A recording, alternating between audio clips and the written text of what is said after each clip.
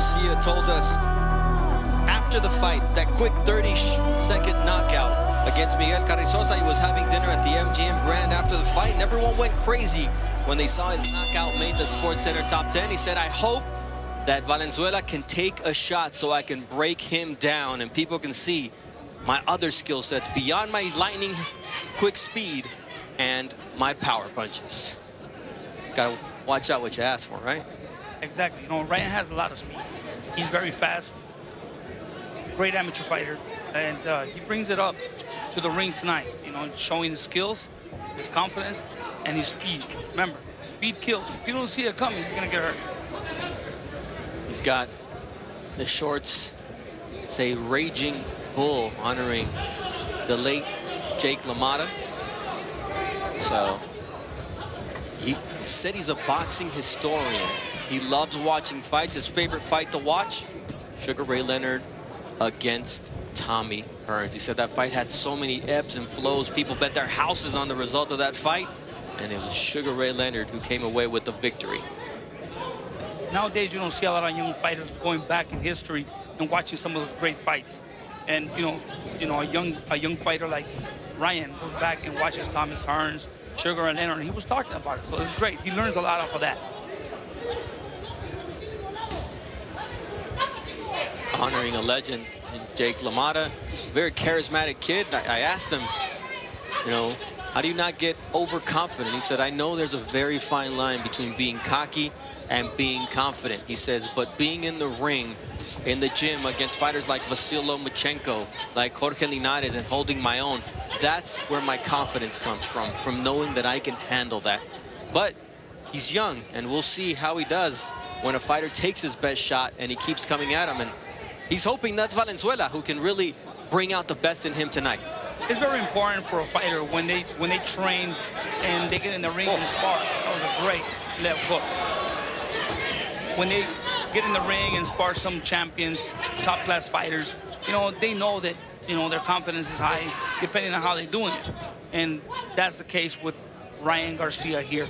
He's walking Valenzuela down, just trying to find that opening.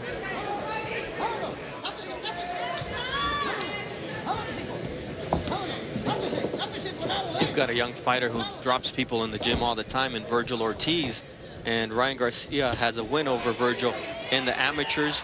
How do you not let a youngster just say, man, I can do this whenever I want? There it is, though. You can't do it whenever you want if your name is Ryan Garcia. 4, 5, 6, 7, 8. You okay? You want to continue? Yes? All right.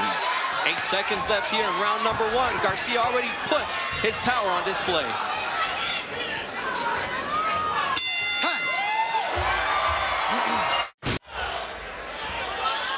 It's the shots you don't see that put you on the canvas, Joel. Exactly. For example, there. See, Ryan has fast speed. He pulls back and catches him when he lunges in, catches him with a great left hook. Right on the button. Doesn't get any better than that. In the corner, they told César Valenzuela, we told you he was going to try to land that left hook. Don't fall for it again. Easier said than done. This kid's speed is unreal. If you want to see some incredible footwork and speed, look at his Instagram page or his Twitter page.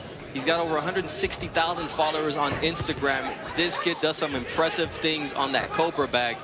But it's the fact that he can translate that into the ring that's even more impressive, Joel. Exactly. You know, there's a left hook.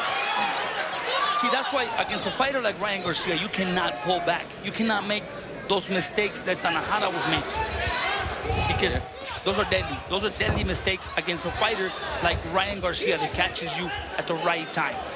He has great speed, and most important, he has great timing. Said, anytime I step into the ring, I've been able to do whatever I've wanted. Once again, in round number 1, he did exactly what he wanted.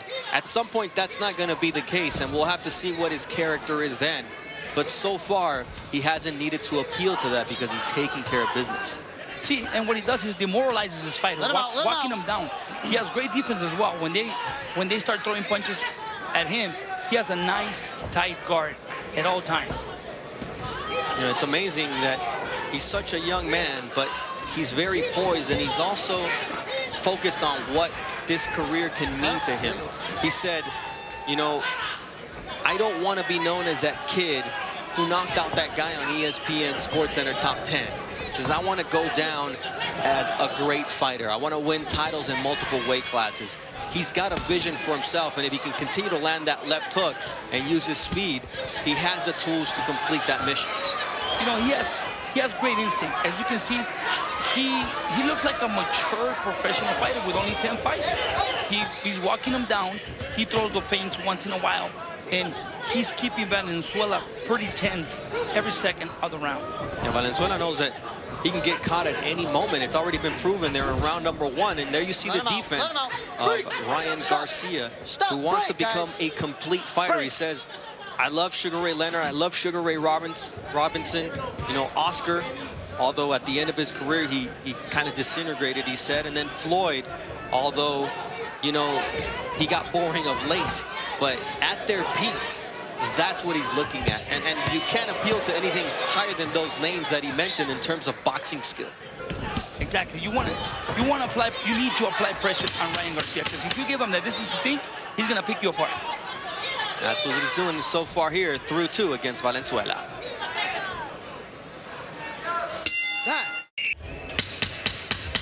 It's 2 completely different stories in the corners from what we've been able to see here at the Casino del Sol. In the corner of Ryan Garcia, they're calm. His father, Henry, is telling him, hey, be careful. He's lunging, trying to create opportunities.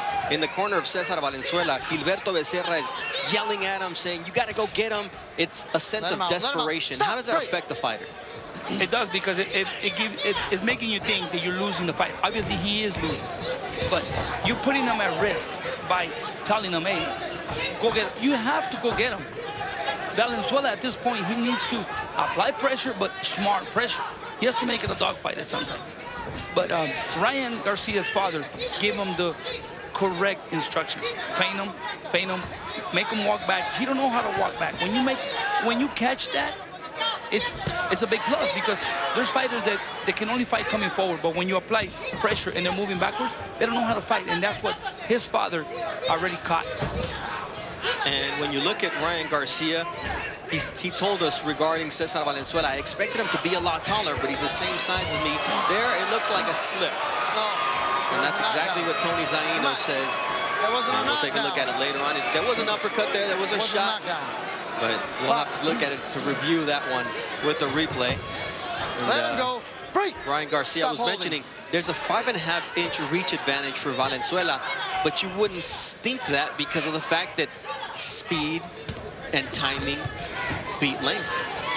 Yeah, it's just that sometimes a lot of fighters, they have longer reach and they're taller. They're slower. You know, they're slower with their punches. And that's the case with Valenzuela here.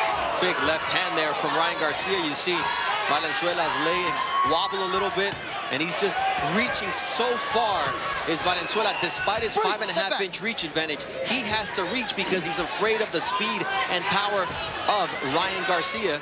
And Ryan Garcia just cannot afford, though, to get too crazy and get overconfident here. Not against a fighter that is in trouble. A fighter that is in trouble throws punches from every angle, and you don't see those punches coming.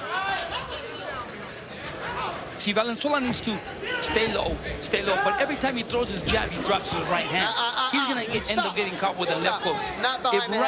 If Ryan times that jab and watches that right hand go down, he can catch him with a left hook on the way in. There's that jab that Valenzuela threw, but there was nothing behind it after Garcia decides not to go after him. Ooh, and he catches Ryan, but then he gets caught with the left hand. Beautifully placed. 4, 5, 6, 7, 8. You want to continue? Yes? You said demoralizing his opponent, and that's exactly what Garcia did there.